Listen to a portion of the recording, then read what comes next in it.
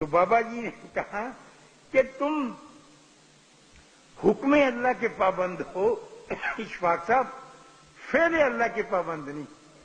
جب تم فعل اللہ میں دخل دو گے تو مارے جاؤ گے۔ ہمارا تو کام ہی حکم ماننا ہے، فعل اللہ میں دخل نہیں دینا ہے۔ تم تو کو دور چلے گئے، فعل اللہ میں چلے گئے، پوچھتے ہو کہ ایسا کیوں ہوتا ہے؟ اور پھر میرے لیے حیرانیاں جب بھی تھیں اب بھی ہیں، اور یہ تضاد پکڑا نہیں جاتا کہ ایک دانہ آپ بوتے ہیں زمین کے اندر، اور میں کہتا تھا واسطہ دیکھیے یہ دانہ بو دیا، اور اتنی سی کومپل یعنی جو پہلے نکلتی ہے، جس کے ساتھ ابھی کوئی پتے جڑے ہوئے ہوتے ہیں، یہ طارق صاحب بہتر سمجھیں گے کہ ایگریکلچر سے جو نازک سی کومپل نکلتی ہے وہ اتنی طاقتور ہوتی ہے کہ کرۂ ارض کو پھاڑ کے نکلتی ہے، پورا کرۂ ارض پھاڑ دیتی ہے، پورا پھاڑ کے نرم و نازک کومپل ایسا سر سجا کے کھڑی ہوتی ہے، اور بارش کا ایک نامراد نمو چانا کمزور طبقہ اس کو توڑ دیتا ہے۔ وہ جو کرۂ ارض پھاڑ کے نکلی تھی نا، جب اس کے اوپر بارش کا نہایت بلبلا طبقہ پڑتا ہے تو ٹوٹ کے دو ٹوٹے ہو جاتے۔ یہ کیوں ہے؟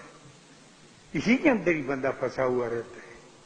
تو آپ بھی اس پہ غور کریں۔ میں اکثر کہا کرتا ہوں اپنے بچوں سے کہ یہ میرے لیے کیا مصیبت کی چیز ہے کہ میں ایک موم بتی کو پھونک مار کے بجھا دیتا ہوں۔ ڈائیکاٹمی دیکھیے، تضاد زندگی ملاحظہ فرمائیں، ایک موم بتی کو پھونک مار کے بجھا دیتا ہوں اور اسی پھونک سے بجھے ہوئے کوئلوں کو جلا دیتا ہوں۔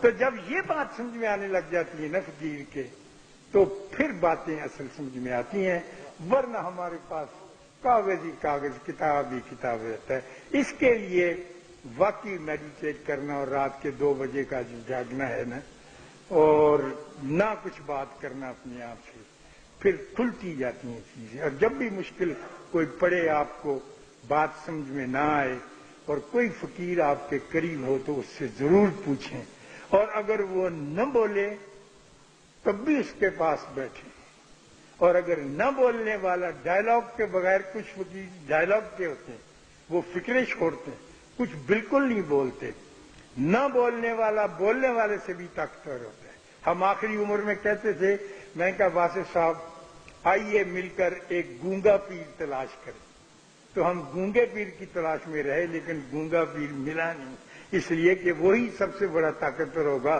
کیونکہ اس کے پاس ایک اور طرح کی میگنیٹک فیلڈ ہوگی۔ بڑا بڑا کچھ یہ ڈسکس ہوتا رہا۔ تو اللہ آپ کو آسانیاں عطا فرمائے اور آسانیاں تقسیم کرنے کا شرف عطا فرمائے۔ جو وقت ہم نے ان کے ساتھ گزارا اور جو آپ لوگ اب گزار رہے ہیں، ان کو نہ جانتے ہوئے، نہ پہچانتے، نہ دیکھتے ہوئے، یہ اس سے بھی قیمتی ہے جو ہم نے دیکھ کر گزارا، کیونکہ ضروری نہیں ہے دیکھ کر گزارنے والا آدمی جو ہے وہ بہتر ہو، برتر ہو اس سے جس نے نہ دیکھا ہو۔ ابو جہل روز نبی کریم صلی اللہ علیہ وسلم کو دیکھتا تھا، اس کو کچھ نہیں مل سکا۔ بڑی مہربانی، اللہ آپ کو